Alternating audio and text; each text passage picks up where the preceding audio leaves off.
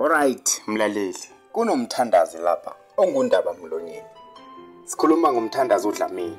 Kuthiwa cha, izinto ezivalekile uyayivula. Impela imisebenzi yakhe iyababazeka. So sidinga ukuzwa uvo lwakho lapha ekhaya ukuthi ke wena uthini ngayo umthandazi uDlamini. So njengamanje ngiyalibona ucingo lwami liyabhanyaza. Ake simthathe umlaleli. Usemsakazweni sawubona. Ngibonga ithuba lapha msakazi. Ngiyalizwa udaba okhuluma ngalo. Ngingomunye wabo owayehlele ekhaya engasebenzi. Impilo yami ngingayazi ukuthi iyaphi futhi ngizokwenza njani. Kodwa ke msakazi kuthi ekuhambeni kwesikhathi ngizwa abantu bekhuluma, abantu bebabaza amandla akhe umthandazi uDlamini. Ngabe sike ngithi cha nami ake ngiyihluphe ngiyozama ama-products akhe engimqonda ngqo uyena umthandazi uDlamini.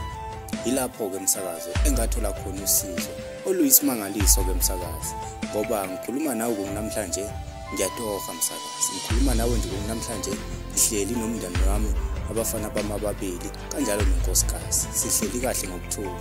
Asematohweni msakazi ngisebenza kahle kakhulu. So nje ngizombonga kakhulu lapha umthandazi uDlamini ngoba ungisizile. Xhumana nomprofeti kuzinombolo oyibonayo esikronini. Uthola usizo ngokuphuthuma manje mlaleli.